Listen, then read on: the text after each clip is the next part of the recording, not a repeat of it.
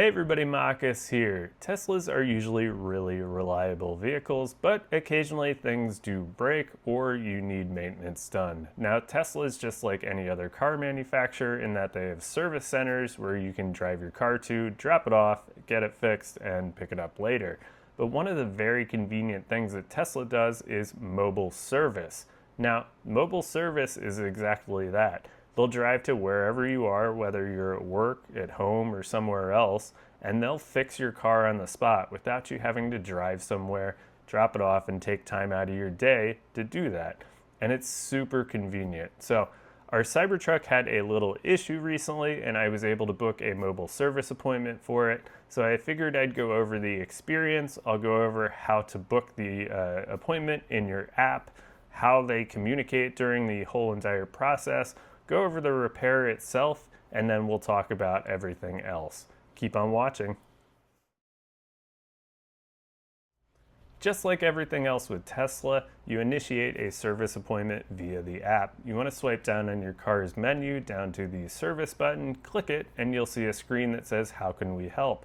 You can type your message into the AI Assist chatbot, and it'll try and troubleshoot those issues with you, see if there's anything you can do yourself to fix it, and if not, it'll actually pre-populate that into a service request for you and help you get that scheduled. Now, if that doesn't work for you, you can also go down to the individual categories and pick, whatever your concern is: exterior, interior, noises, tires, battery and charging, self-driving, etc. Anything you need is in those menus there. Also, you'll see maintenance there. So Tesla actually tracks when maintenance is done. When you get your wiper blades, replaced, it'll update in the app. Also cabin filters, tire rotations, etc. So if you're at an interval where you need a tire rotation, you just click onto that maintenance. It'll show you either a green, yellow, or red dot. Green being you're good to go, red meaning you need to do this now. And you can just click those and automatically add them to the appointment there. Now, if you do have any service alerts in your vehicle, they'll actually populate into the app itself there too. So if you have something major, it'll go right into the app, it'll show the error code for you, and you can just type in whatever extra information you need to add into the service request. Now, once you've clicked into the individual categories, you can type in whatever you want them to know. You can also upload videos and photos of the issue, which I definitely recommend doing. When we've had issues in the past, it's nice to be able to give them a video of what happened, and then that way it makes it that much easier for them to diagnose. Maybe saves you from having to take it for a test drive once you get there to do a diagnosis, although sometimes you do have to do that. Now, mobile service can take care of a lot of stuff, but if you do have a bigger issue, you may still be required to go into a service center to take care of that. If it's going to be longer than a day, obviously they're not going to do that via mobile service, or if you're going to need a loaner vehicle or something like that, you're probably going to have to go into a service center. But mobile service can do a lot of things without having to drive to that service center. Now, once you've filled in all your information for the service request, you'll type in your address and it'll see if you're eligible for mobile service, keeping in mind that if it's something that mobile service can't take care of, they won't populate the mobile service option for you. If it is showing up like that, you can click it and do mobile service, or you could drive it into a service center if you want. Once you've chosen mobile service, then you can look at times and dates for your service appointment. Now, mobile service typically gives a window, kind of like a cable company. It'll be Tuesday from 8 a.m. to noon, or Tuesday from noon to 5 p.m.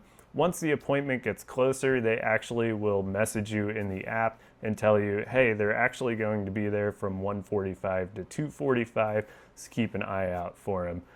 Otherwise, if you're taking it to a service center, that's when you'll get a more specific, like Tuesday at 8:30 a.m. is when you're supposed to bring your vehicle in. Now, once you've finalized all these details and submitted it, it's going to populate this service appointment in your app. And let's pull up what that looks like. Depending on what your repair is, you'll see different steps in the app for your specific service appointment. Now, if this was a service center appointment where you need a loaner vehicle, you're going to have extra steps in here for uploading your driver's license, uploading your insurance information or accepting the loaner agreement once you get the loaner. But since this is a mobile service appointment, ours has 6 steps, and I'll go over all of them right now. Step 1 is going to be preparation for the appointment. Now this is basically Tesla doing stuff behind the scenes, running diagnostics on your car if they need to, and looking at your service request to see if they need to order parts for the appointment. Now once they've determined everything they need, they'll generate an invoice for you, and you can click on that and see specifically what they plan to do for your vehicle. In our case, the Cybertruck has a housing that the sun visors connect to, and that has unclipped and will not stay put. So for our specific appointment, it'll show that they need to order a new housing for that. Now, I also needed to get a tire rotation done, so I clicked that button and they're gonna do that while they're here. Step 2 is going to be approving the estimate for your appointment. Now, our Cybertruck is under warranty, so this broken housing that we have will be fixed with no charge. The tire rotation is a wear and tear item, and that's a $65 charge. So you can see here it lists just the $65 for the tire rotation. You're going to click to approve the estimate, which I've already done in this one, and you can tell it which credit card to use and approve the estimate. Now once you've got the estimate approved, that tells Tesla you're ready to go for the appointment, and things start to get serious.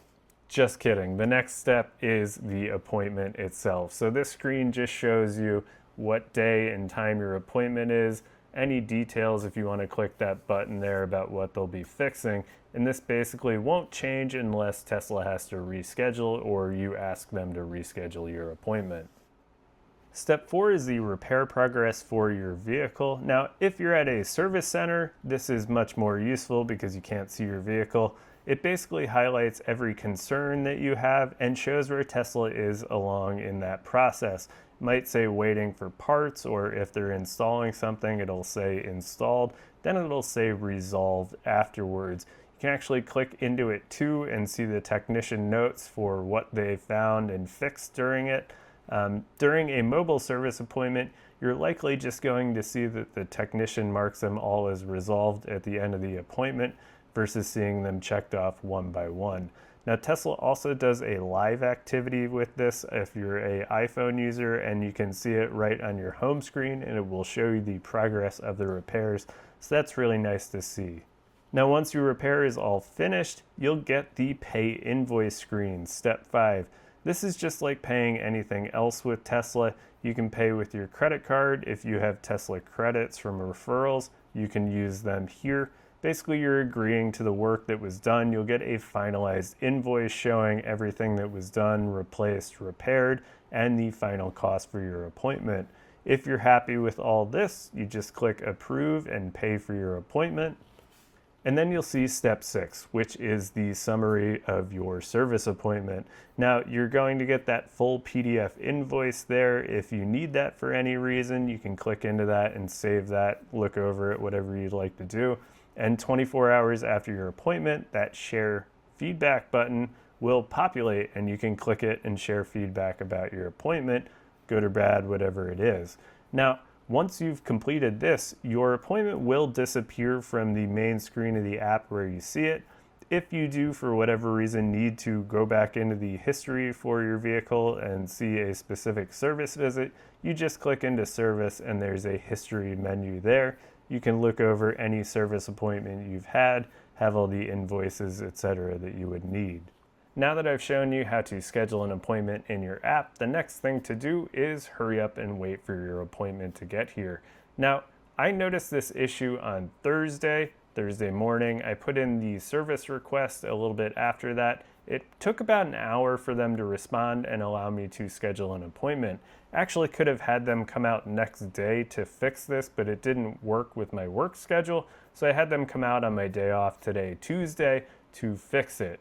Now, if you do have a more serious issue, obviously Tesla will prioritize things differently. If you have an issue where your car, won't start or won't run, get it towed to a service center and have them take care of it. They will prioritize you if it's possible at all and they have room in the schedule. For mobile service here, this is a lot of stuff that's not really major issues. For us, it's just a trim piece being loose, so waiting 5 days for the appointment was perfectly reasonable for me. And I mean, I could have had it done within 24 hours, but it just didn't work out for my schedule. Now, I'm going to take you out to the Cybertruck, show you what the issue is, and basically we'll wait for the technician to get here, and then we'll check out what he does. Now let's go over the issues that they're going to take care of us during the appointment. I'm going to have the tire rotation done. It costs $65. Before the comment section goes nuts, it's easier to have them come out and do the tire rotation here. I know I can go to America's Tire or Discount Tire, get it done for free, but that involves a half an hour drive down there, waiting about an hour for the appointment, and then a half an hour drive back. So it's 2 hours out of my morning or afternoon that I don't really want to deal with. And the convenient thing about mobile service is it's my day off. I can do stuff around the house. When they get here and work on the truck, I can be doing other things and I don't have to worry about it. Now, let's go inside and I'll show you this issue. We did have our camera area cleaned by the service center before, so I'm not sure if it was something that a clip was broken then, or if the clips or whatever have just gotten hot and changed sizes or something. But what I'm talking about is this. This should be all the way up like this on the windshield, but ours does not stay put. And these magnets are pretty strong, and every bump you hit, basically this thing is doing this. Not a serious issue, of course, but something that I want to get taken care of, as the rattle and that thing bouncing around is driving me nuts. All right, so today I learned that you actually cannot film Tesla service. So I don't have any videos of the repair, but this is all fixed up there nice and tight, and everything looks good. Actually left a souvenir here. Guess he forgot to grab that. He said one of the clips essentially in it was loose and had come out, so replaced it, and we are good to go. There you have it. Our mobile service appointment is all finished. Super convenient to have them take care of our issues here without having to leave our house at all. Now, I didn't mention it before in the video, but using mobile service is no charge compared to going to a service center.